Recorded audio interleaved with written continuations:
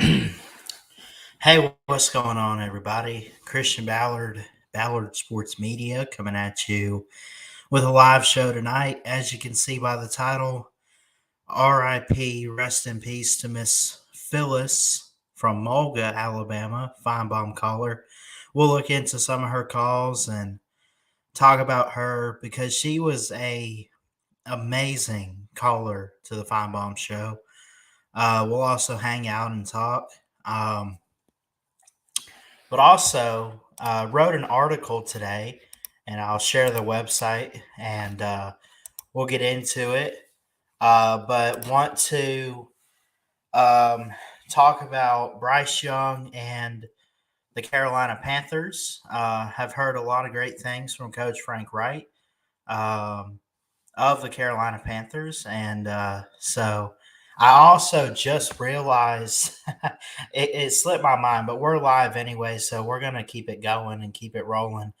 Um, but Pigskin Pete is live in our community. He's got 23 people watching. If you want to go watch him, fully understand. I love Pigskin Pete. We'll pimp his YouTube channel out here. He's got a call-in show currently, but we still do Fridays and or possibly both Saturday nights here on Ballard Sports Media. So we'll get it going. We'll keep it rolling. What's up, Dominic? And what's up, Waylon? So we got a couple people watching. We'll drop the link very soon and get you guys on. But as you can see, I left a comment here earlier tonight. I said, rest in peace to Miss Phyllis of the Finebaum Show. Let's talk sports. Maybe even hear a call or two from her time on the show. Um, so, and yeah, so we'll take a look back at some of her calls because I mean, she was one of the most loved and cherished people on the Finebaum show. And I guess news broke this week on the show that she had passed away. She was a diehard Alabama fan. She was loved by many. I haven't felt this way with a Finebaum caller loss since I guess Tammy. Remember the Auburn fan Tammy? She had passed back before. I think before the pandemic. I think in 2019. I think she passed unexpectedly. Um. So, but yeah, I mean, it's a tough loss with Miss Phyllis. So let's do this. Let's. I'm gonna play, and I've kind of gotten away from doing this, playing other videos, but I think I want to play a call or two of Miss Phyllis um, from the Finebaum show. So let me find. Oh crap! What do I want to play?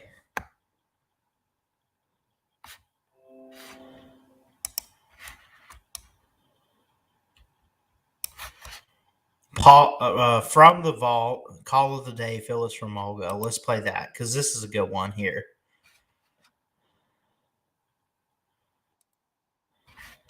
So let me. Oh, you knew Tammy Whalen? That's awesome, brother. Let me see. Why is it acting weird on StreamYard? That's weird. Anyway, let's play this call here from Phyllis. This is from 3 years ago, at least when it was uploaded. But this could have been from like 2016 or 2017. It was uploaded in 2020. But we're going to play this one and we're going to hear Miss Phyllis out from the Finebaum show. So this was Call of the Day. Phyllis from Mulga. Let's take a listen. Call of the day. Hey, Cow Turd, you are just, I don't even have a name more except Cow Turd. How dare you say that about Alabama? They lose a game. And they lost it to a good team. The team beat Alabama. But how can you say, after the dynasty took all these years, all these decades, one game is going to mean that Saban's dynasty is over. You're out of your freaking mind, cow turd. You need to go back to whatever the hell you was doing before you got on the radio. And how dare you call me out? You call me out, you're going to get me back. You hear me, you punk? How dare you? I don't understand the way you act towards it's Bama. That's what it is. I'll pause this real quick. By the way, she had some great days with Finebaum. She did love Paul Finebaum, and Paul Finebaum. I listened to a little bit of his show today and yesterday. He had a tremendous amount of love and respect and heart for Phyllis as well. So it went both ways. But man, Finebaum could get on her nerves, get under her skin. It was crazy, man. Let's keep it rolling. It's Bama. You don't hate any team in this nation except for Bama. And you know why? Because they're better than what you've got. Nick Saban is a better man than you are. You could never coach because you don't have a bit of coaching in your body. You have nothing but to sit there and insult and down and just carry on about everybody that's doing something different than you. You're jealous.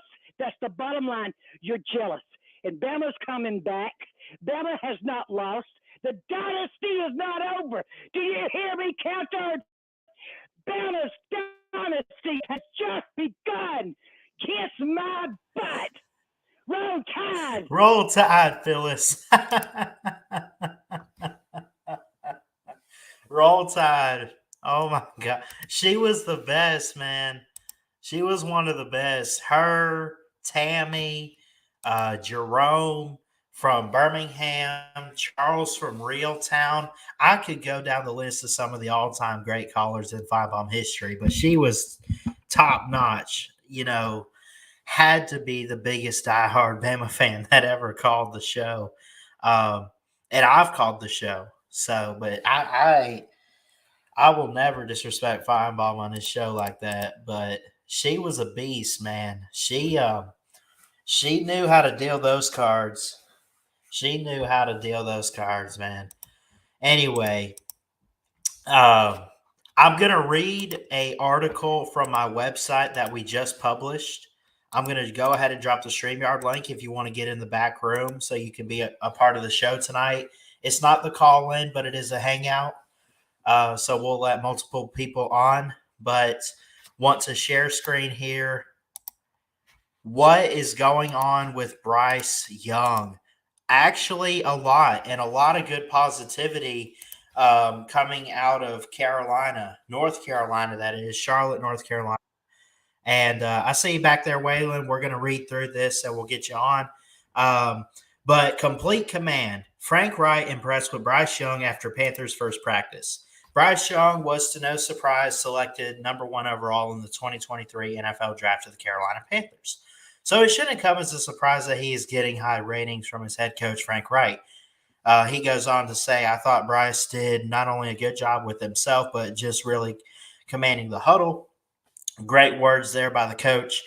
I go on to say the NFL schedule was released this week, and the Panthers are set to open with the Atlanta Falcons on September 10th on a Sunday afternoon.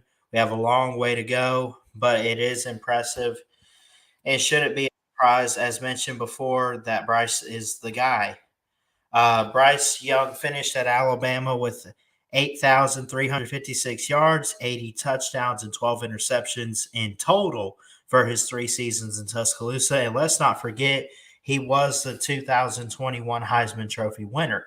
Panthers fans, get excited and hyped. It's only getting started for Bryce, but also for the Carolina Panthers and what could be a huge turnaround for the franchise. And then I kind of pimped out and promoted. I said, be sure to subscribe to Ballard Sports Media on YouTube. Follow us on Twitter at Ballard Sports. But with that, we'll get to Waylon and Dominic in the back room. But I really want to say this real quick.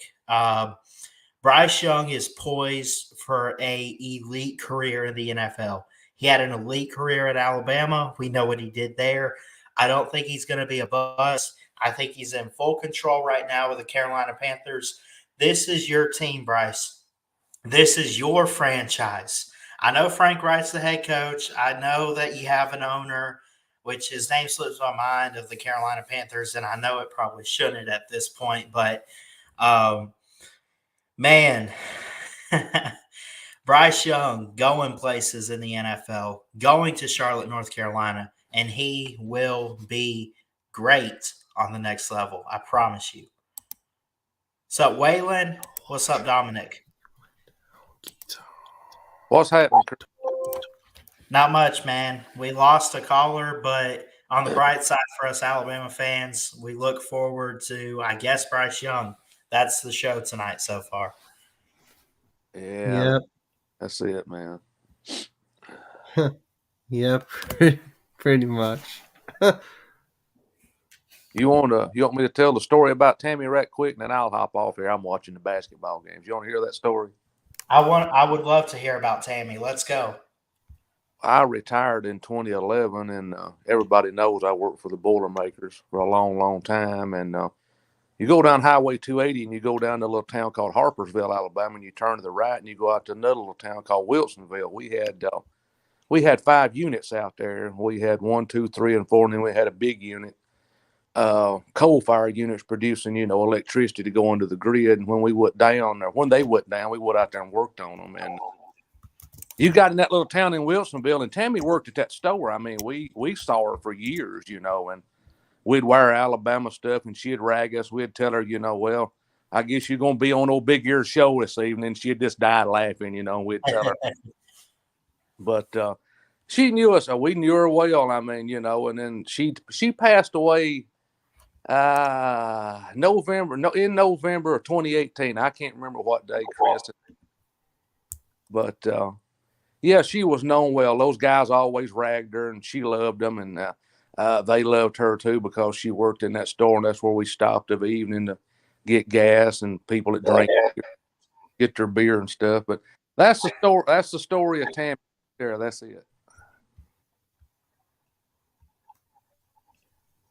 I love it, man. There's people out there on Finebaum that you wish you could meet. Like, I want to meet people like I-Man and Jim from Tuscaloosa. I want to meet Jerome. Don't get on his side, but I would love to meet Jerome from Beham. And I mean, again, you passed away a couple years back, and it was sad. It was heartbreaking when I heard the news and when Paul broke the news and everything. And but what an amazing story there, Waylon. Yeah, we knew her for a long time there. She worked in that store. I don't really know how many years she worked in that store, but I mean, she didn't care to tell you, screw Alabama, and Auburn's #1, no matter if they won or lost. Now, man, if you better get ready when you go to Gausner, because she'd let you have it. I'll guarantee you that. Oh yeah, I mean, she was.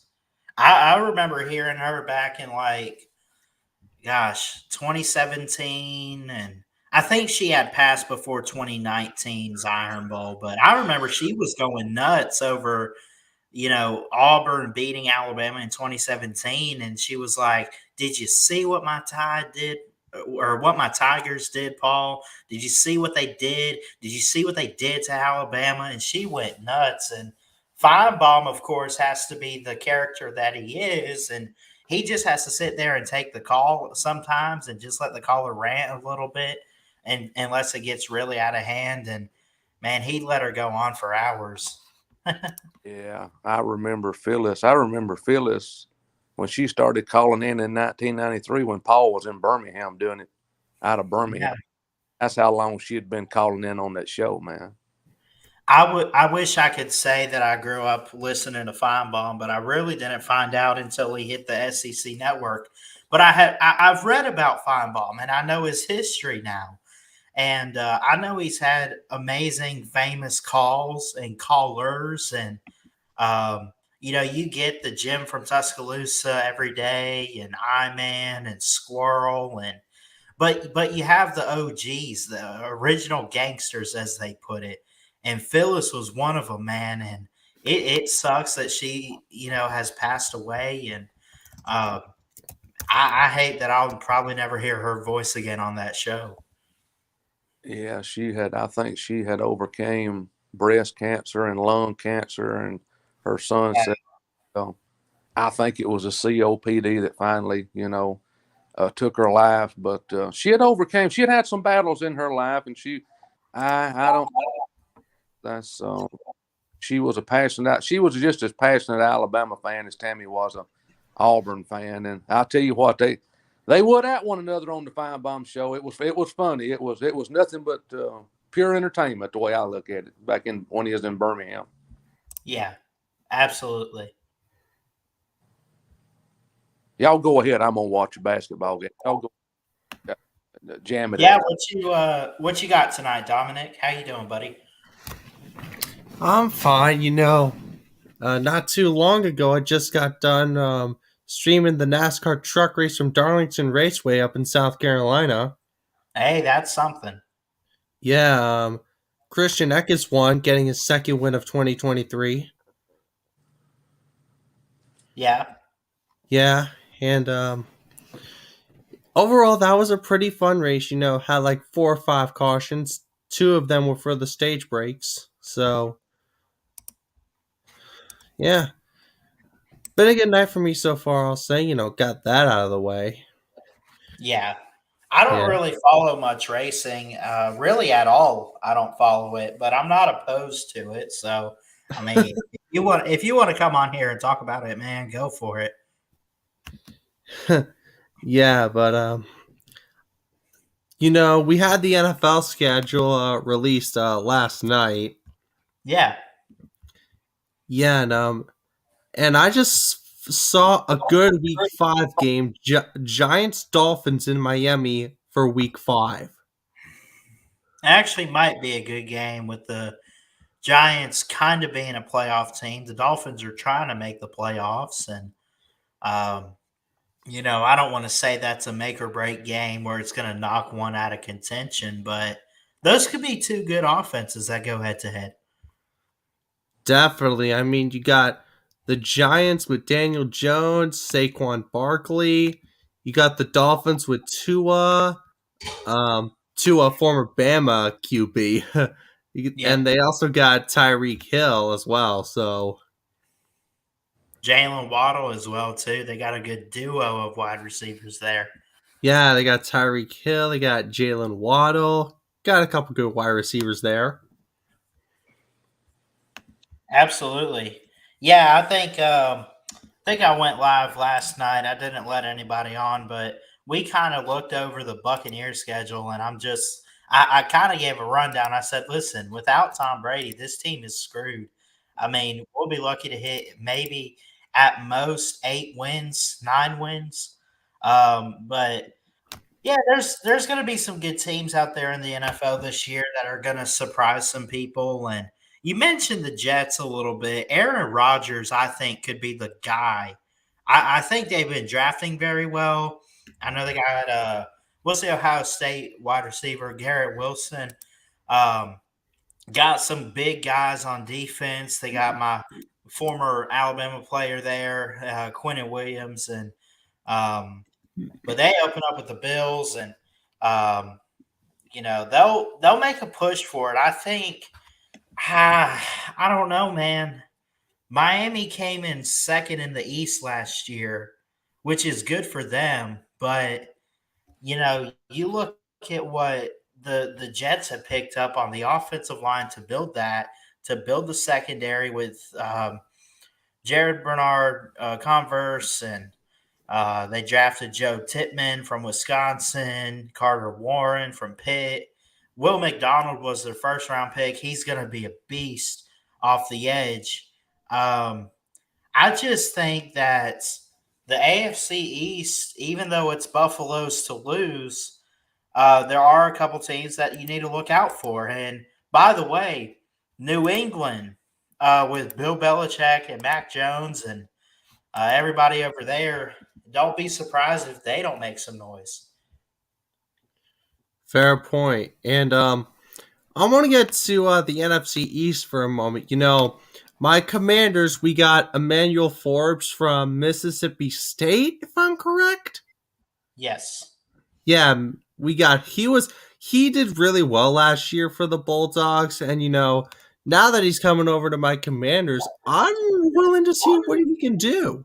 He did well for the Mississippi State team last season, and I'm willing to see what he's got with my Commanders this season. I think they could be good. They won and here's the thing about the Commanders, though. They got to get past Jalen Hurts and the Eagles. They have to do that, and they got to get past the Giants. I mean, I think the NFC East could be the best division in the league, but at the same time, it's very tough with it being the best. But you mentioned they picked up like Emmanuel Forbes to help the secondary, Jartavius Martin from Illinois, and they got Chris Rodriguez at running back. They got KJ Henry from Clemson. He's going to be good. They really went heavy on the defense in this draft, which I think they really needed to do. So your Commanders could be in a prime position. I just don't think they win the division this year, but don't be surprised if they move up and maybe get past, I don't know, say the Cowboys or the Giants, especially the Giants. But I know we kind of talked about the Giants a little bit. That's going to be a tough division, even outside of Jalen Hurts in Philadelphia.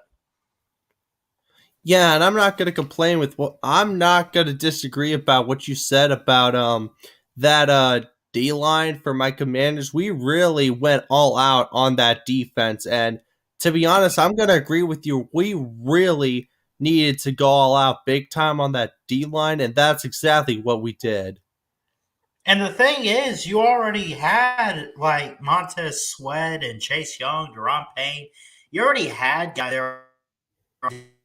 You just needed depth a little bit, man. Yeah, that's true. So we picked up a couple more defensive players like Emmanuel Forbes from Mississippi State. Mm-hmm. And that Illinois guy, what was his name? Oh, I had it pulled up. Let me see. I'll find him. Jartavius Martin. Yeah, Jartavius Martin. He did really well on that D-line last season for Illinois. Yeah. Yeah, he was consistent, getting those tackles, and I think with that amount of consistency, if he can just keep that with my Commanders, I think he'll do well. Right. Yeah, definitely. I see that.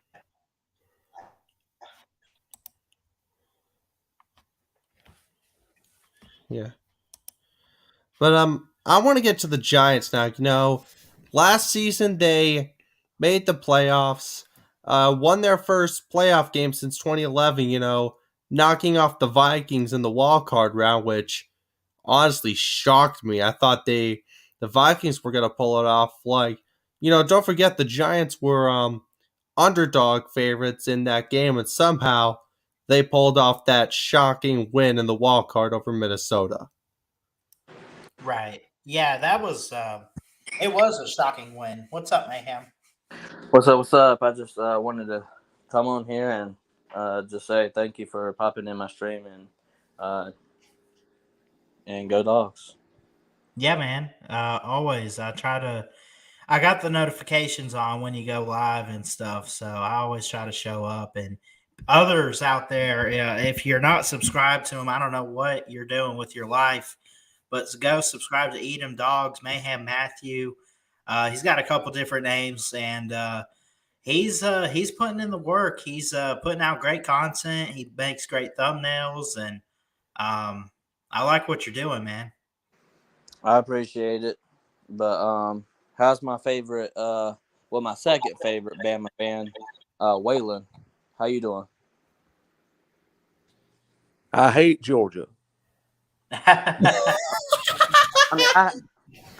mean, I hate Bama, but I still think they're my second favorite Bama man. Okay. I'll let the crap slide then. I'll let it slide. Yeah. Oh my goodness. because you have some very interesting takes there. I'm sure I was born in 1961, man. I've been watching football longer than y'all been alive, so I got you. my uncle tells me the same thing. You know what? Speaking of Alabama, yo, Ballard. Yeah. I want you to give your thoughts on your first game of the season against Middle Tennessee. We'll beat them like a drum. I'll say nothing else. Hey, you know who could not beat them like a drum? Who? Miami. We're not even going to try to compare Alabama and Miami. We skull drugged them 44-13 in 2021. Yeah. Man, Miami had some hellacious football teams in the 80s. I'd like to see those teams come back and play these teams of today. People said, there's no comparison. I beg to differ. They say today too, you can't slow down the offenses. I'll tell you what, you get some 70s and 80s defenses that we had at Miami, Penn State, Bama. You put those old guys on a football field today, if they still got it in them, they'll stop the offenses. And I want to say something before it kind of gets lost in the conversation. But you talk about defense, right? Right. And I don't know if y'all know this YouTuber called Matt Be Great. I think you've personally told me about him. He's an Alabama man, but he really don't. I mean, he talks a bit good about a lot of teams, but he made one of the worst takes that I've seen in a while. But he said, giving up 28 points is good in today's college football. I mean, I think that's a horrible take. I mean, if you look up the rankings for average giving up points, I think 28 is good for like number 70 or something. Yeah. And that's, I mean, if you're a 70th ranked defense, you're not that good. No, today, man, you gotta to be considered good. I'll give it a little bit extra than top 25. I'll give it maybe top 30, 35 defenses. Exactly. Yeah, but I see the point that you're making there. These teams are too good now. They're scoring 20. These bad teams are scoring 14, 21, 28 points on good teams. So what if they were good? They would be scary. Yeah. That's pretty much kind of like my team, UVA. That was pretty much us last season. Yeah. I don't know. It's just, well, Nick Saban said it year before. I think it was. They asked him, about the defense, and he said, "Well, the defense isn't quite what it used to be in college football." He said, "This is the day of the offense." So I guess he sort of changed his mind a little bit. I don't know if he's going to try to rechange his mind and go back this year and try to make that dominant defense, or he knows he's got enough talent on offense. He can score 40, 50 points a game. I will see when the season begins. It's just, you can start. I've watched a lot of these guys' shows, and I've shut up. It's made these predictions. They go down game for game. And, I mean, Chris, you do it too, but that's hard. Man, it's content, but as far as I'm concerned, people have asked me, what do you think they'll score here? Who do you think they'll score on? Man, that's just about impossible to do, really. Well, really. that's why when I do the season previews, it's one thing to, like, you can easily look at a team and say they'll have 8 to 9 wins, or you'll say they're going to be below 500 because they suck. That's easy to do. What's hard to do is you don't know how good their offense or their defense is going to be, or the opponents. I mean, that takes too much work. That's so hard to do. So you can't predict what they're going to do in the games, but you can make a call on probably who they'll beat or not beat. Hey Ballard, I just wanted to say that my phone died, but Yeah. I'm using my wife's phone right now, and she wants her phone back. So I'm gonna let you go. But y'all have a great stream, and whenever my phone turns on, I'll be in the chat. Okay. I'm just looking at the Alabama schedule, and guess who you play week 2 at home, Ballard? Texas. Correct. The Longhorns. I'm Everybody's. worried. I'm honestly worried about that game. What are y'all worried about? What's And why is that, Ballard? Why are you worried about that game? Well, we got quarterbacks to figure out on both teams, and I mean, I understand it's at home, but Texas doesn't mess around, especially early on to start the season. And I just think anything can happen. And if Alabama's not careful against an opponent like that, they could slip up. Not saying it's going to happen, but I don't know, man. It's a matter of opinion. I mean, I say I don't know. Everybody's asked me who will start at quarterback. He brought Buckner in for a reason, and Buckner knows Tommy Reese, and Reese knows him. And whether he wins that team over or not, if he knows that playbook like the back of his hand, he's going to be your starting quarterback. That's true. That is true. And week 4, you're going to be facing Ole Miss, Ballard. That should be a good one. it should be. That's where I really think our defense is going to be tested because it brings back a lot of offensive production. And, our defense will be put to the test. And, I think that it's probably not too much that they can't overcome. But, at the same time, again, you point out it's not a better opponent than Alabama. And no one's better than Alabama. We're the best, dang it. Okay. What up, Georgia fans? But Yeah. it's still a test. It's still a test that Alabama will have to face. So, Yeah. What makes me mad is Pete Golding going to go to Ole Miss and have a good enough defense to be a spur in your underwear. It wouldn't surprise me at all if he don't go over and have a better defense than what he had at Alabama. I wouldn't be shocked at all. well, I don't think I think as long as Alabama's defense is better than Ole Miss's listen, if Pete Golding goes over there and he does have a better defense than what he had at Alabama, good for him. But I'll say this, if overall this season or the next couple seasons down the road, if Ole Miss defense improves and it's starting to look better than what Alabama's got, then we're going to have problems. Yeah.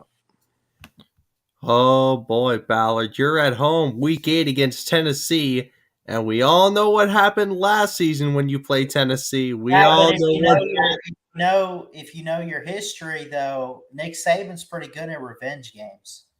Yeah, but I'm just saying we all know what happened last season when you played Tennessee. How did Virginia do in their bowl game?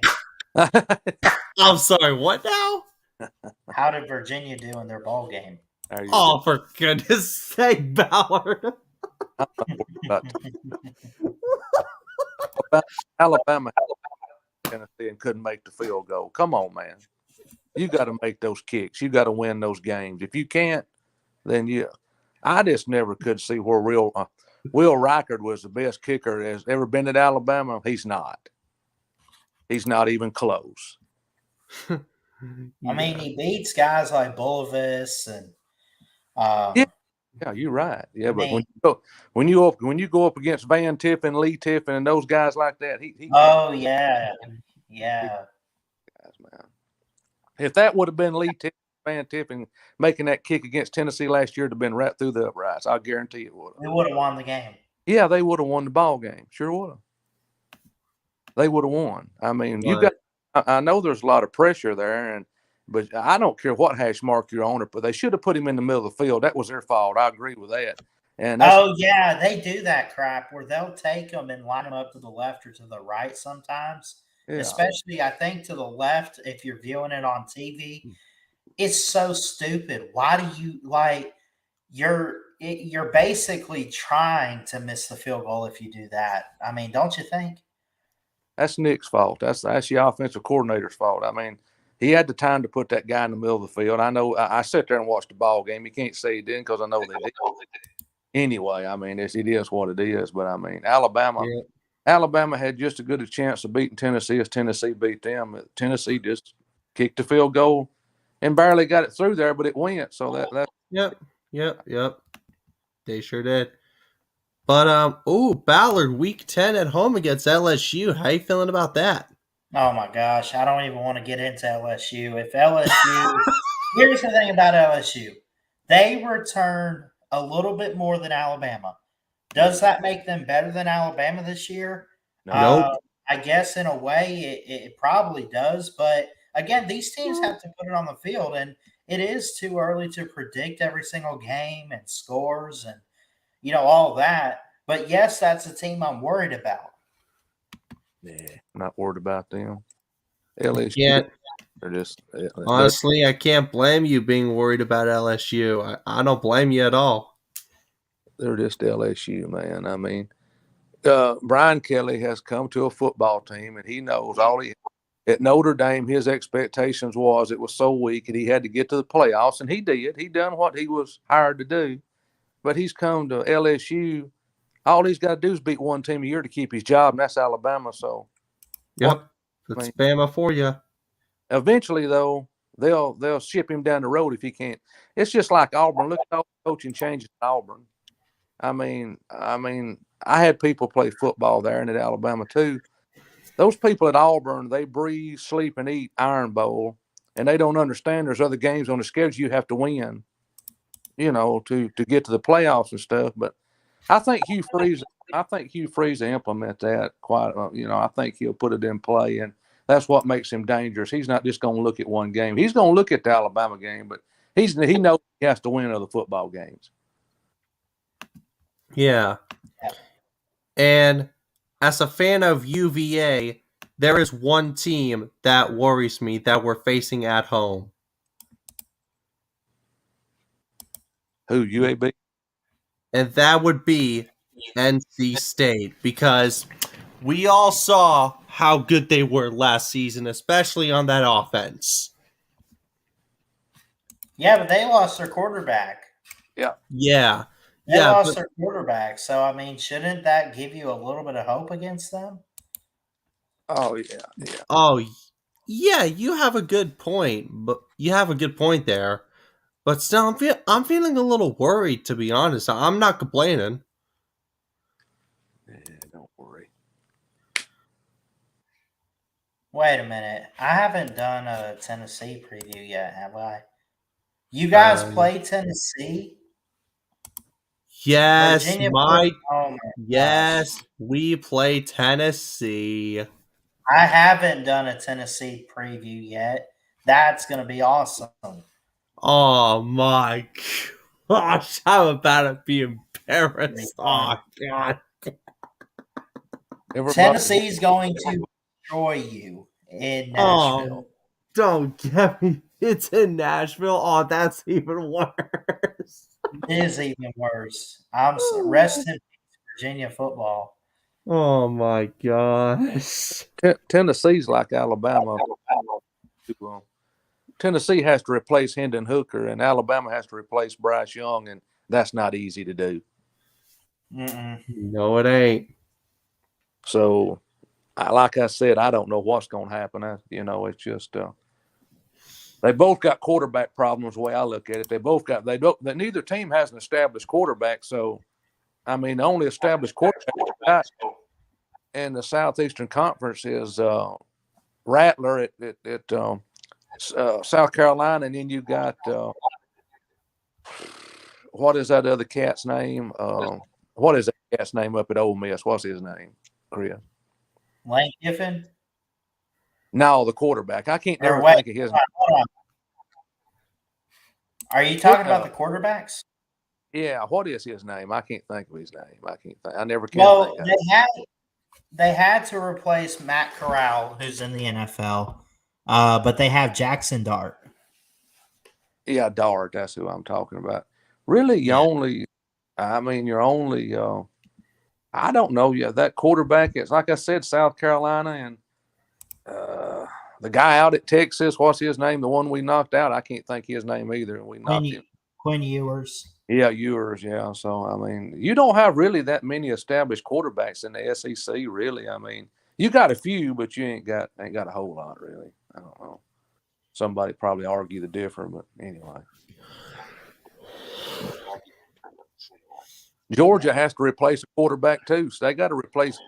It might not have been a Heisman Trophy quarterback, but a consistent quarterback, and they got to replace him too, and that's not going to be easily done either. Yep. Mm-mm. And oh my gosh, we play Duke at home. Oh my goodness, that's got to be tough. Duke's actually been on the rise the past couple of seasons. Yes, I'm actually well aware of that. So the fact that they've been on the rise past couple seasons, that worries me a bit, to be honest. Who is their coach, Chris? Duke. I don't even know who their coach is. Who's their coach? Mike Elko, who was a former, was he defensive coordinator for Texas A&M? But yeah, he's entering year 2, and he led them to 8 wins last season. Yeah. Yeah. So yeah, he didn't do too bad for Duke last season. So kind of worried about it right now, to be honest. Everybody's afraid of. Everybody talks about Tennessee and South Carolina. Everybody. Oh, don't even get me started on South Carolina, please. Everybody's so afraid.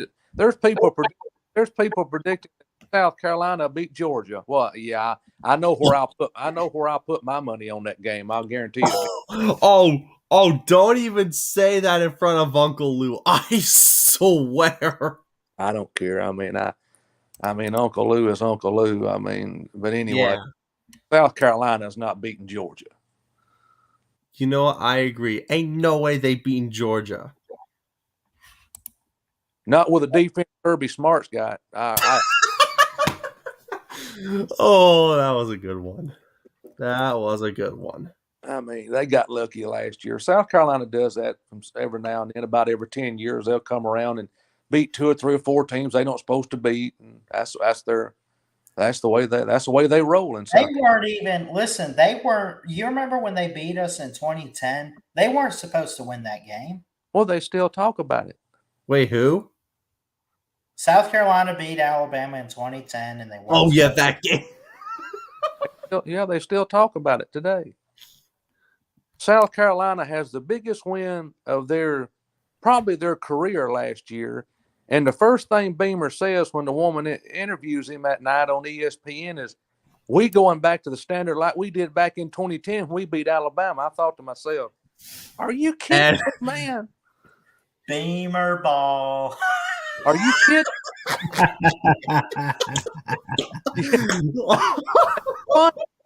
You just won the biggest game in South Carolina history, and you got to talk about Alabama in 2010. Are you kidding? You know what? I'm going to say it. Beamer ball. Oh, my goodness. He's funny. Y'all got that right. That's funny. Yeah, he's like his dad. He'll beat teams he don't supposed to, but it don't happen too regular. I'm not worried about it. Yeah. Oh, yeah. Ballard, guess what? What's up?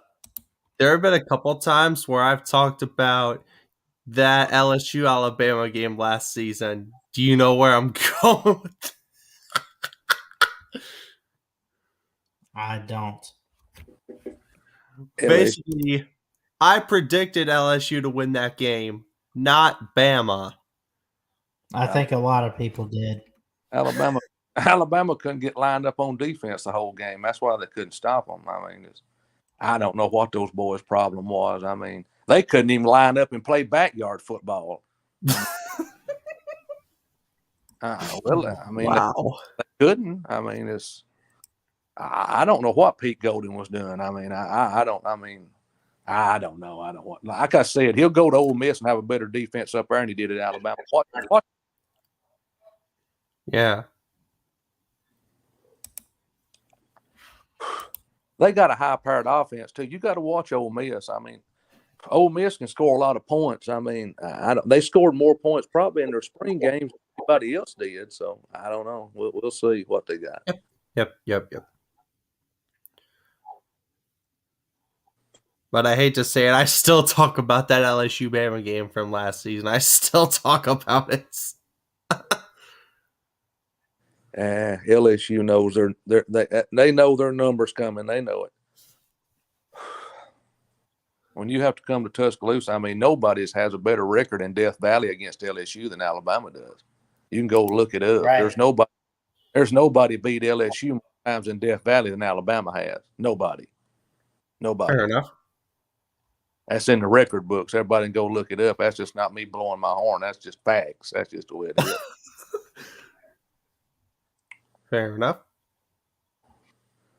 I mean, I don't know. They play some bad football in Death Valley sometimes down there. I mean, I don't know.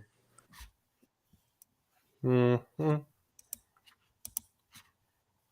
I don't think Kelly can. Kelly won the West with 4 losses. Yep. And how many times you gonna look up and do that? Not many. Not many. Exactly.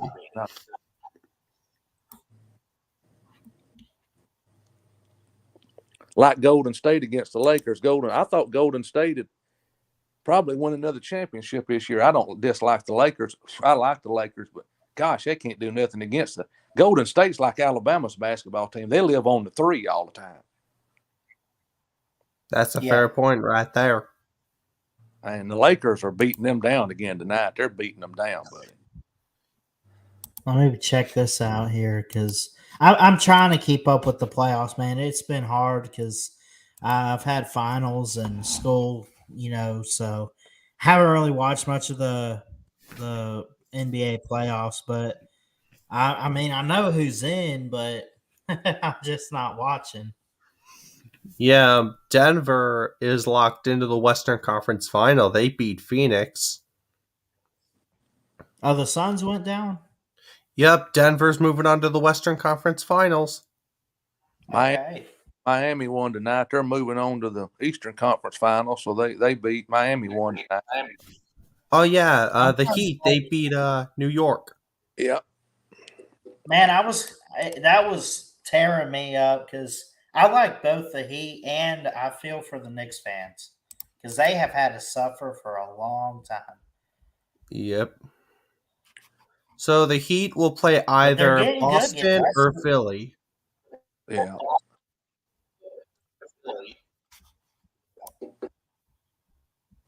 I don't know, man. I don't Boston or Philly. We'll see. Yeah, we'll see.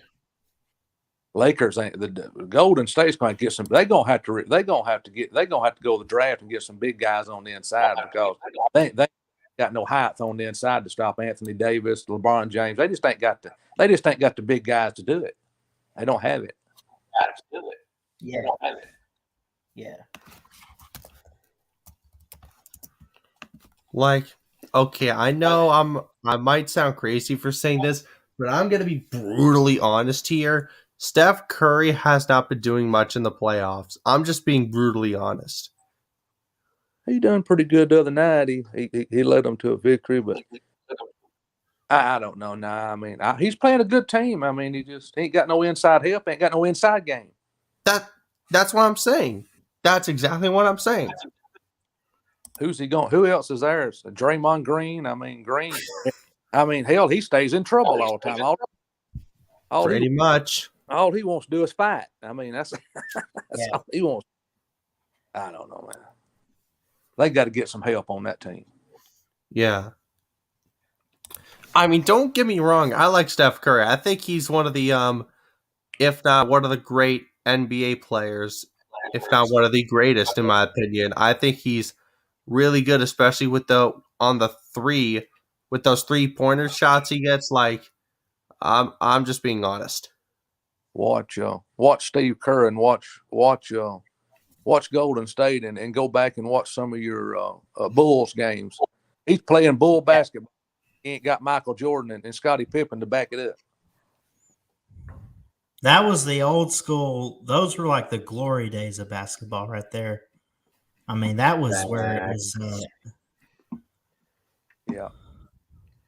I remember some good glory days. Pistol Pete Maravich was one of the best. He was like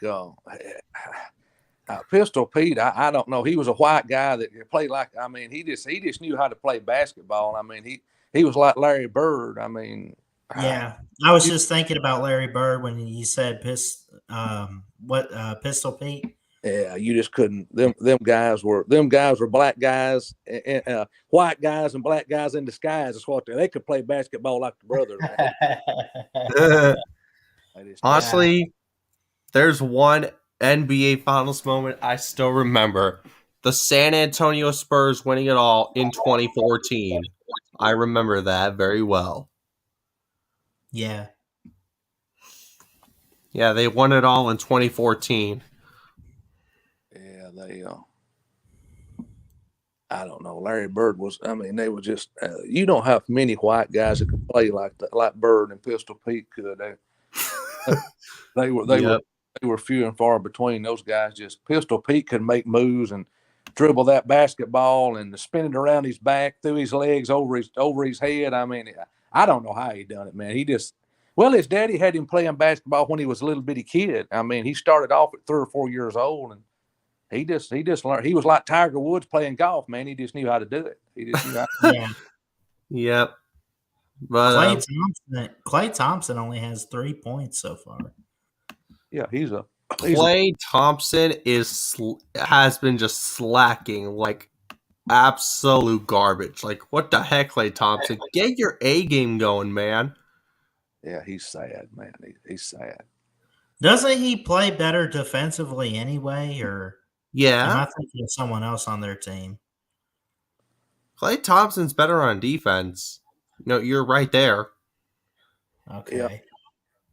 He's like I said, I want to get back into the NBA a little bit and cover it, talk about. I mean, I'm more of a football guy anyway. That's what we talk on here. That's our community. But I mean, I'm not against the NBA. I know that, I don't want to get political, but there's wokeism out there and people complaining and stuff. I mean, just stop crying all the time, man. I mean, just enjoy the sport. Let them be, let them be them. And they make a little too much money, I think. Yeah, I would agree. I think the money that athletes make, I mean, they deserve some pay. They do it professionally. They got families, they got kids and people to take care of themselves. And, they got to make a living out of it, but I would agree with Waylon that they probably are overpaid. And there's occupations out there like I guarantee you doctors and lawyers or whoever out there would kill to have what some of these players are making. Oh yeah. I mean, your big time money started about 1980. Well, when Magic Johnson came in and Dr. Jerry Buss, when he bought the Lakers, I mean, that's when your big time contracts really started popping in NBA. I can remember in 1980 and on. I mean, they was unreal numbers they was giving the guys to play. Right.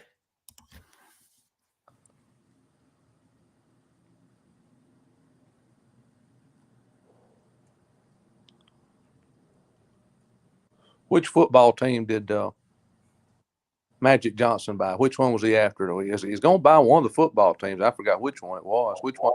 And was it in the NFL? Yeah. Oh, I don't remember.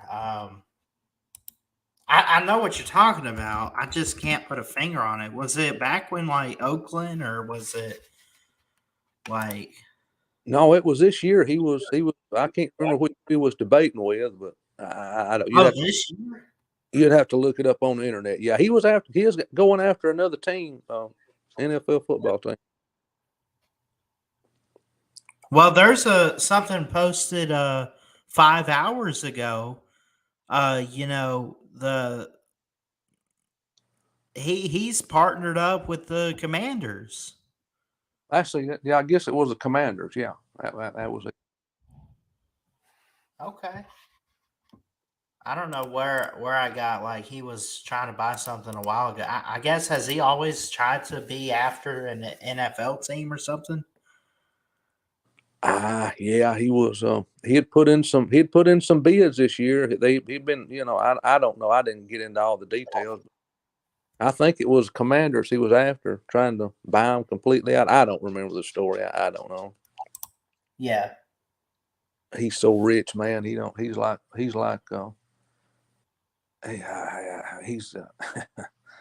I don't know. Maybe I don't know. Let him buy him. I mean, but he's like Michael Jordan. I mean, he's got so much money and he's so old. Why not sit down and rest a while? Enjoy retirement, man. You're getting old. Yeah.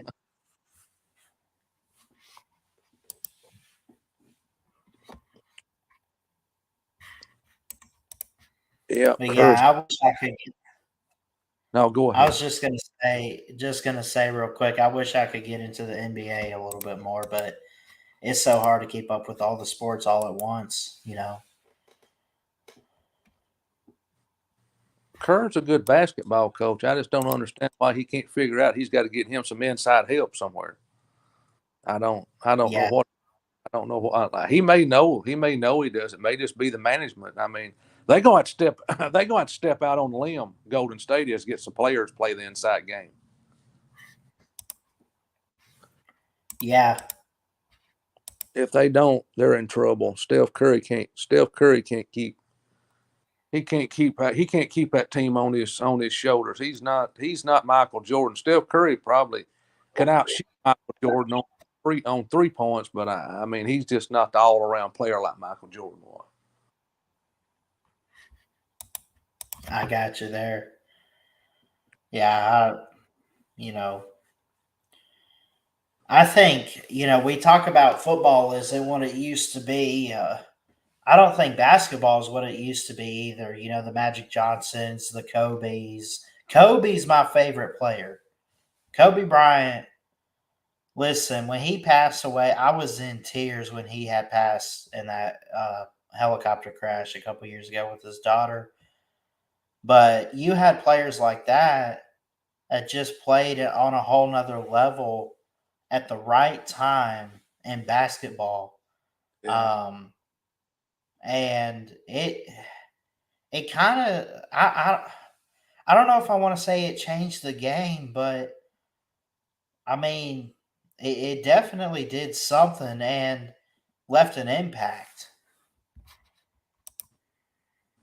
Yeah, I was a huge fan when Ralph Sampson and Akeem Olajuwon they played together. They were the twin towers. I mean they could play basketball too. And back then when they played, I mean, and the basketball game it still had some more. It still had the inside game to it. You had to have the big guys to win on the inside. NBA sort of looked like college football. It's forgot about defense and it's all offense now. Maybe I don't know. Yeah. Houston Rockets, man, they had some good basketball teams. The Houston Rockets, I liked the Houston Rockets. I didn't realize they used to be all that. I know they're kind of good today, and have been in recent years, but were they always like were they one of the big teams back then? Because I didn't Nah, realize that if that was the case. not all the time, but when they got, like I said, when they got Sam Perkins in there, Sam Perkins played at Virginia. He was Hmm. 7'4", and then when they got him down there with Elijah Wan was about 7'2". I mean, those guys on the inside were hard to stop, man. When you got two big guys like that, they had some good basketball teams. Houston did. Yeah.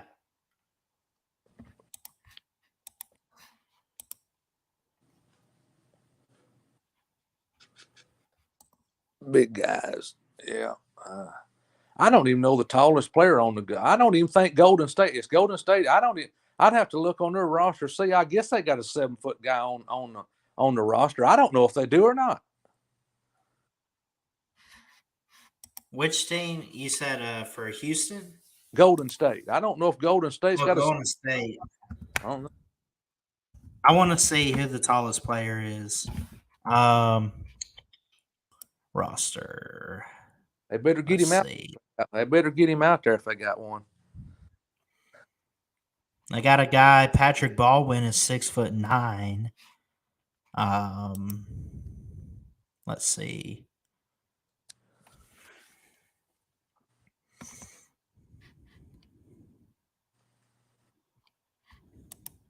I want to sort by height. Tallest guy is 6'9". They got 3 of those guys. Anyway, that's a problem. You just don't see those tall, lengthy basketball players like you used to. And I don't know if like diets change. I don't know what leads in. I'm no doctor. I don't know what leads into getting taller as an athlete. So, but yeah, you got guys like we mentioned earlier, like Michael Jordan, Larry Bird, and Kobe, and all those guys. They're huge. Scottie Pippen. Like what's Michael Jordan's height? Let me see. He's still pretty tall today. I don't know. I think at his height he was about 6'8", 6'8", or I don't know if he was quite 6'9" or not. He was somewhere he was somewhere along in there, something like that. Michael Jordan is currently 6'6". He's a lot. Well, they always boost him up rosters. Just watch them and see. They'll always boost them up taller than what they are. Yeah. He's 6'6". Seemed like he was just taller than that. And when he came out of college, I don't know. Maybe he's lost a few inches. I don't know. Yeah. Scottie Pippen, I don't know how. I can't. When I worked in Chicago, I saw him play. We worked up there. I saw him play a couple of weekend series up there, man, back in the 90s. And those guys couldn't be stopped, man. Yeah. Couldn't stop them.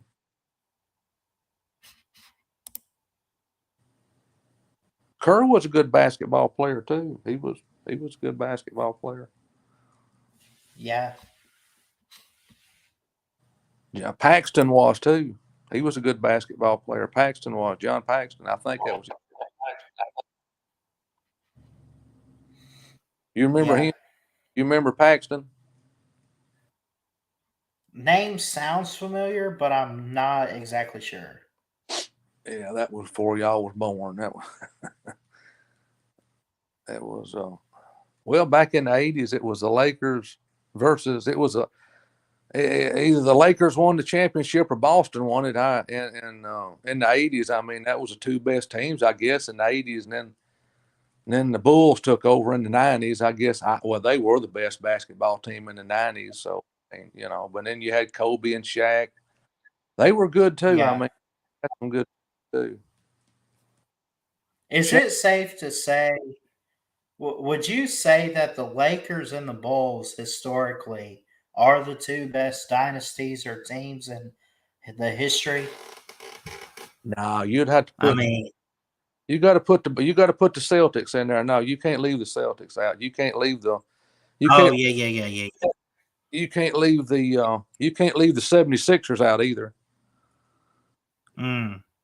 Yeah. I mean, they dealt the Sixers dealt Chicago some. Man, they played some tough games, man. Yeah. What was that black guy's name? It was the point guard there for the Sixers. What was his name? Great day in the morning. I watched him play me. Can't even think of his name.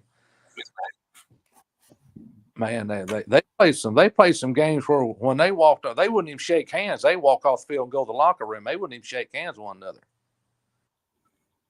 Yeah. I mean, it was a heated rivalry. He was probably one of the best point guards ever play in the NBA, and I can't think of his name. I can see his face, sitting here and see his face, can't think of his name. I Isaiah. gotcha. It was Isaiah Thomas. Isaiah Thomas. Yeah, I've heard a little bit about him. Man, he was good, man. He dealt the Bulls some. They played some tough games, buddy. Yeah. They were to war when they played. I mean, like I said, they wouldn't even shake one another's hand at the beginning of the game or at the end of the game.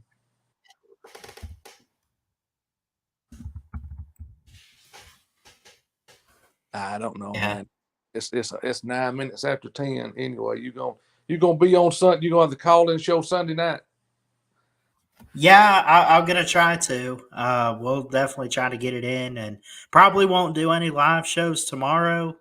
Maybe I think is it tomorrow we have family plans. My grandfather's birthday this weekend, so we got like family coming up, and I guess that's tomorrow. And but we'll try to get a call in show on Sunday. We'll Yeah, try to. I was watching the Alabama ladies softball team, and Montana Fouts. She got hurt last night, and I did see that. That was painful to watch, man. Well, I don't know. I've seen a lot worse, but you could tell she was in some gruesome pain. yeah, Arkansas beat them. I guess it's they're out, so they can take her back home. I don't know. They're not really saying what her injury is. I don't know if they really. I'm sure they got an idea of what it is. The coaches and the Yeah. what doctors that are with them, but I hope it's not too serious. But maybe she'll. So Maybe she'll. being out of that, go ahead. No, I just said maybe she'll be back this year. I hope so. So being out of the SEC tournament, how does that you think affect us in the College World Series for the women's? Well, that's what they were talking about. Is she going to be able to go and and to try to make a run for the title? So that's what Yeah. they're worried about. It's going to hurt Alabama's ladies softball if she's not going to be able to pitch the rest of the year. I don't believe they can pull it. I mean, they got a good softball team. Don't get me wrong. I don't know if they'll be able to. I don't know if they'll be able to pull it off in the big tournament. I don't know. I doubt it. Yeah. Them California teams out there. Some of them ladies teams out there in California. They got some good. They got some good softball teams out in California, man. Yeah, they do.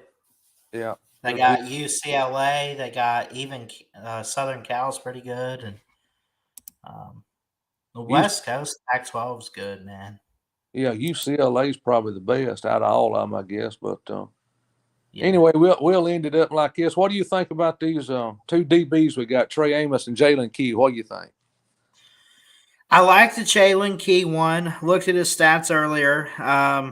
Looked at some film, although I didn't really show it in the video, but he looks like he could play pretty good man to man. Who was the Trey Amos? I haven't really looked into him too much, but I will say that anytime Alabama can pick up recruits or transfers is really good. So I guess welcome aboard the Crimson Tide family, I guess is what I'll say. I don't really know too much about Trey Amos. I think I hope they're going to be positive towards the team. I mean, I don't know. I mean, Alabama. They talk about Alabama's defense the last 4 or 5 years. I mean, to me, the secondary has been one of the weakest points of the defense, in my opinion. Right. I mean, I don't know. They just can't. They hadn't got a whole lot of interceptions. I mean, every time you turn around, they're getting a pass interference penalty. Well, the passing game is picked up in college football, as we've talked about before. I just think Alabama with Nick Saban, and I'm not going to put the blame on coach, but I think that as they've changed coordinators, and as college football has changed as a whole to a better and bigger passing game, I think Alabama's just had a hard time adapting to it with the secondary, and I think when the guys get out there, they try a little too hard, and that's where the PI calls come in. Yeah, I Just mean, try to do too much. I don't know. It's 2 or 3, 4 pass interference calls every game on Alabama secondary. I mean, those are 15-yard penalties. Those are killer penalties, man. That'll kill you quick. Yeah, for sure. I mean, when you basically just put a team down there on the 1-yard line, you walk them in on penalties. I mean, I just think Alabama secondary's got to improve. I'm not worried about the linebackers and the front guys on the line, the defensive line. It's a secondary I want to see improve. I want to see them get some interceptions and knock a few balls down and try to cut down once again on those pass interference calls. I miss the hard hits. I miss the hard hitting days. I don't want to see anyone get hurt. But if Nick Saban talks about he talks about mental toughness, but everyone wants to talk about playing with physicality and just being physical in football today. We got to hit hard in college football this season for Alabama. They just got to hit hard and don't be afraid to take and that's another thing too is you got to be careful because the helmet to helmet, the targeting calls, yeah, there you could call BS sometimes on them, but don't be afraid to take some hits sometimes. Don't be afraid of it. And I feel like Alabama has gotten away from that, and I feel like they've been afraid to take some shots in the game. I mean, would you agree? Yeah, it's they're looking out for their NFL career sometimes, I think, and it's not a bad thing. It's not a good thing sometimes either.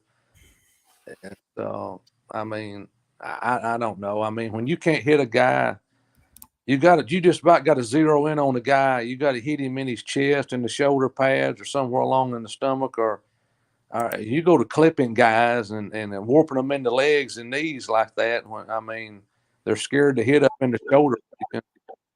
I don't know whether it's done college football any justice of changing that rule or not. Even fail. I mean, I remember when you don't remember. I remember when uh, Joe Montana and Terry Bradshaw, and I saw those guys get hit so hard. And Jim McMahon said one time he'd get hit so hard on Sunday, he'd wake up on Monday and his wife had to tell him who they played on Sunday when he played for the Bears. Yeah. He didn't even remember who he played on Monday morning. I mean, it's Yeah. I mean, that was one of my favorite Chicago Bears. Or I guess that was one of my favorite teams. But when you get hit like that, you getting hit hard like that, play after play. I mean, it's I don't know, Chris. I don't know how to answer it. I really don't. I don't. I gotcha. These guys today, some of them can. I just don't think you can go back and some of these quarterbacks can take the shots like those guys took back then, get back up and still play. I don't think they're made. I think they're different. I don't know, a different cloth or something. I don't know. It's just a different game. I mean, It is a different game, man. And, I think college football, even the NFL a little bit, it's just gotten so soft. Like targeting used to never be a thing. You used to be able to duck your head, hit as hard as you want, whoever you want. And I understand player safety. I get all that. But like there's like no blocking below the waist, there's targeting, there's hands to the face. I mean, seriously, man, the penalties out there. I know we need some of them, but there's a few I do away with. man, it was always funny back when we played. If you saw a guy get what we used to call a chop block, and it was legal. I mean, when you got your wheels knocked out from under you, everybody was always laughing at you. And I mean, about the only thing they would call you on back then was, I mean, you just had to deliberately rip a man's helmet off his off his head, or you was off way off sides or something. But you just didn't. We just didn't. When we played high school football, we just didn't. we just didn't have that many calls. And I mean, we won every, I've told those story a million times and it gets so old, I get tired of telling it, but we won every regular season game, lost one game our 9th grade year, and won everything the 10th grade, 11th grade, and 12th grade year. Only time we got beat was in the playoffs. But I mean, I don't know. I mean, it was just a different game. It was just a different game back then. Is all I know. I mean, Yeah.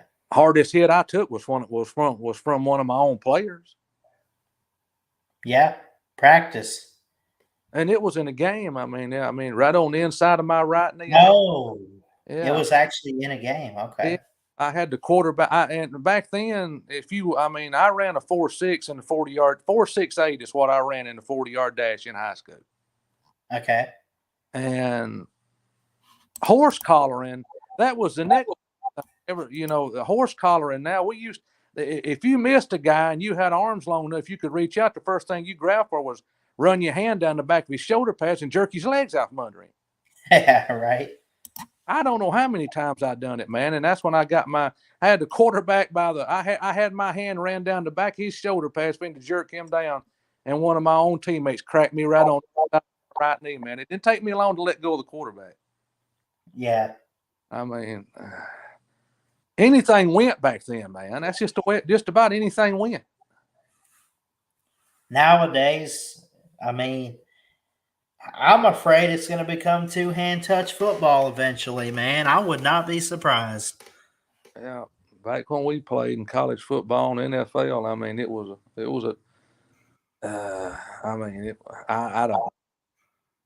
a dirty game. It was, that's like I said about the only flag you got is if you face mask somebody or you was offsides or you just completely, I hate to say this, rape somebody on a pass play and just completely throw them down and pull a WWE on them or something. But I mean, that's about the only flags you ever got. That was it. Yeah. I mean, the rest of it, load your guns. Here we come. Yeah. That's just that's the way we were taught. But I mean, I don't know. It's just, we went up to UNA and tried out at UNA and, oh man, those guys up there. I mean, two of the best running backs I can remember in high school was in North Alabama. And when they were twins, when they got up to UNA, the Harbison brothers, one of them's dead now. I played against them. Wow, they was the toughest thing in high school, and we could beat them. But when they got up to UNA, them boys humbled them, buddy, when they got on the field up there, because they knew in high school there wasn't many teams that could beat them besides us, and they thought they were good as that. But when they got up to UNA and them boys was laying the wood to them, they didn't last, buddy. They didn't even make it. No, I bet. No, they didn't make it. I mean, and they were twins. They were 6'1", about 225 back then. And that was big for a running back then in the latter 70s. And I mean, when you saw one, the other one was right behind him. Yeah. And man, they got hit so much below their knees, they taped thigh pads to their shins, my friend. Both of those guys taped thigh pads to their shins because nobody would hit them up high. They were so afraid of them. And I imagine, they took so many shin shots and stuff that they put thigh pads on their shin. So that tells you how good of running backs they were. Yeah. I mean, how many guys have you ever saw tape thigh pads to their shins? Not many. Right. I don't think I've ever seen it. I have. Those guys done it. I mean, that's a true story. I mean, Ronnie and Donnie were their names. They were twins, and I remember them well. One of them's passed away now, but they were good football players. Sure Yeah. were. They sure were. That's about the only team we ever had trouble with during the year, and we'd find that we could beat them on. I don't know. We just had a coach that I don't know. He was just a different guy. I mean, he was implementing the pass game back then when high school football was nothing but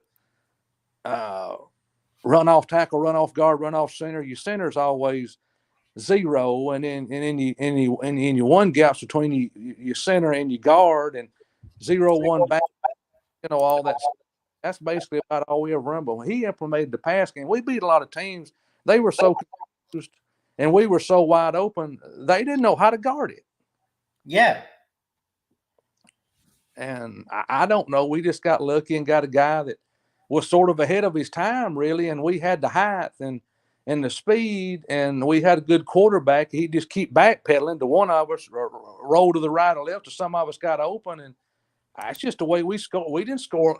We didn't score a lot of touchdowns on the running game. We scored more touchdowns on the pass, and that was very rare back then. You didn't see a lot of that. You just didn't see it. Yeah. Till you got into the playoffs and you got down to the teams in the southern part of Alabama that had the black player, and we still had a lot of controversy where we were. I'm not trying to bring up racism. People just didn't. People just didn't, realize they were stupid. I mean, that's just the bottom line, stupid. And we would have against those teams that had as much speed as we did, they beat us. That's what they done. Well, man, the game has definitely evolved, and that's going to happen. We knew this was going to happen, where it was going to change and evolve. Nothing ever stays the same, or nothing's ever. I mean, it's football cyclical, runs in cycles, but that being said, also, I think what you never know is how the game's going to change, and it's changed in big ways. And like you said, like you used to hit however you wanted to, and nowadays you can't make a hard hit anymore in football. I mean, like I said before, I would not be surprised if we go to two-hand touch or just do flag football. Oh yeah, it's there. I mean, I was reading. It's been a couple of years ago where they were talking about completely stopping the kickoffs in the NFL and college because it was so dangerous when you running downfield wide open and then running into somebody like that. It is, excuse me, it is dangerous. But I mean, if they stop that, I mean, I don't know what to think really. I mean, is it just? I mean, I don't know. Maybe they won't, but they were talking about it. Yeah, I hope that everyone can come to their senses and just keep the game the way it is, or implement some of the old school rules. I mean, I understand player safety. I fully understand it. I fully get it. But I mean, at one point you got to draw the line and just say enough is enough. Yeah, I mean, the running game, it sort of, I don't know. I mean, I don't, the offensive line's got a lot to do. I mean, the offensive line has everything to do with the running game. You've got to open up a crack, you got to open up something, but it just seems the running game's not a hard game to learn. I mean, like I said, it's easy numbers. I mean, your center's always 0, and then 1, 2, 3, 4, and 5. That's how you count off your holes, whichever side you're running to, the right side or the left side. Yeah. And that hasn't changed. I mean, it's still the same thing. They pull more now than what we did. I mean, we used to pull back then. We'd have a guard, put a guard that could pull, but I don't know. It's just maybe Alabama can get the nasty back on the offensive line and start running the ball a little bit more than what they've been running it. I don't know. Maybe. You remember that one play where I'm sure you remember the 2019 Iron Bowl, which I thought was a good game. I just, it was entertaining. I just say that we had to lose it. But if you go back and watch that game, one of the touchdowns for Auburn, Sean Shivers is the running back, and he ran into the end zone, but he lowered the shoulder and hit Xavier McKinney for Alabama and took his helmet off. Yeah. I mean, that hard. They didn't call a flag for that, but that's just an example of what I think college football is coming to, where eventually you're going to get called for a low hit like that. Yeah, I mean, he hit him so hard. I mean, I don't know if he Might didn't. as well knock them out. I don't know if he just didn't have his helmet buckled. It wouldn't quite snap as well as he thought it was, or something like that. But yeah, I remember that play very well. He went one way and his helmet went the other one. Yeah, I mean, I found it. I'm gonna show it real quick. It's like 26 seconds. oh, I remember it. Yeah, he put a lick on him. This is Auburn Tigers on AL.com. This was I think this was Bo Nick's freshman year, but this was a play. Yeah. He basically he just hit him in the chest, really, if you look at it. Boom. Yeah, Yeah. you can't look. Eventually, you won't be able to do that. I guarantee you they're going to take stuff away like that. He just hit him. He just lowered his helmet and took him shoulder pass. He hit him right dead in the center of his chest. Is what he done. Yeah. I don't know how it didn't knock him down. Really, I mean, I'm glad I wasn't on the receiving end of that. I don't think I could handle that anymore. But no, but I mean, that's about the only place you got to hit a guy now. If you hit him any further higher than what that guy hit him, you're gonna get a penalty. Yeah. It's like there's a zone on players. It's like you can't get below the waist and you can't go above the shoulders. I mean, you might as well knock the wind out of them and hit them in the chest. I don't know. Like I said, that was dog eat dog. I mean, it was load your guns, here we come. Yeah, man. If I can horse collar tackle you, everybody's gonna laugh about that.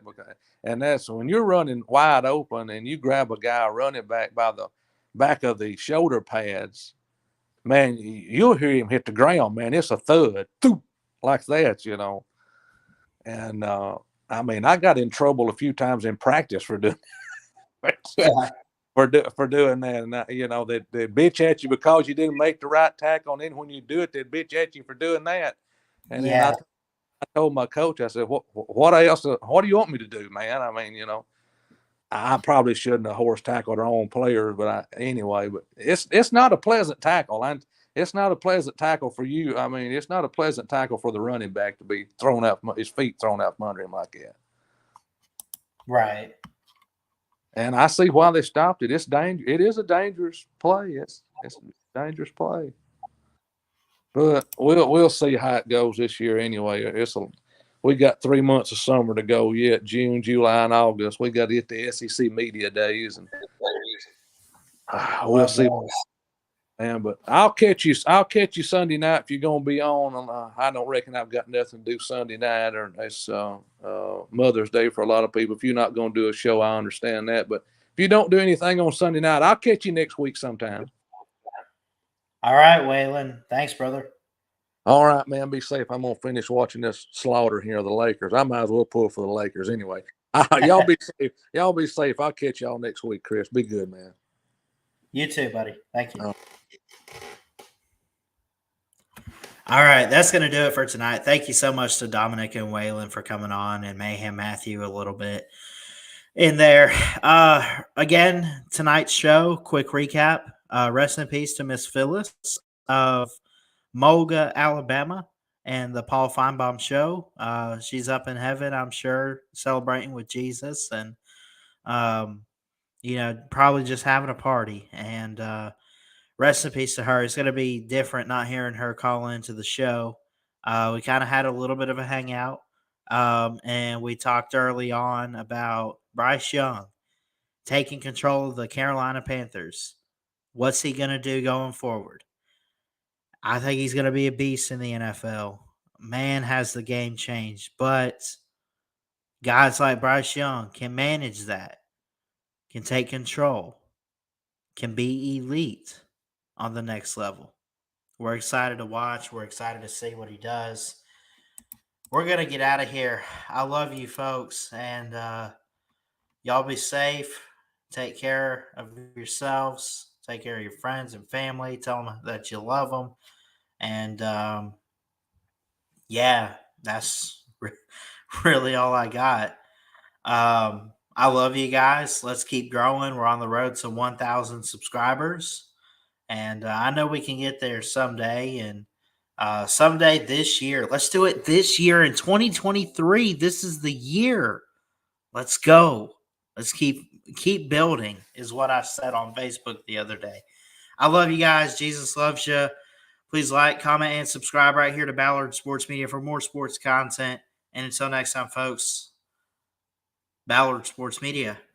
Check it out. I love you guys. Jesus loves you. Keep your head up. God bless. and from an Alabama fan.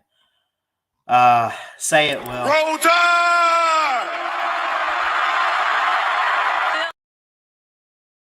I love y'all. Roll Tide. See ya.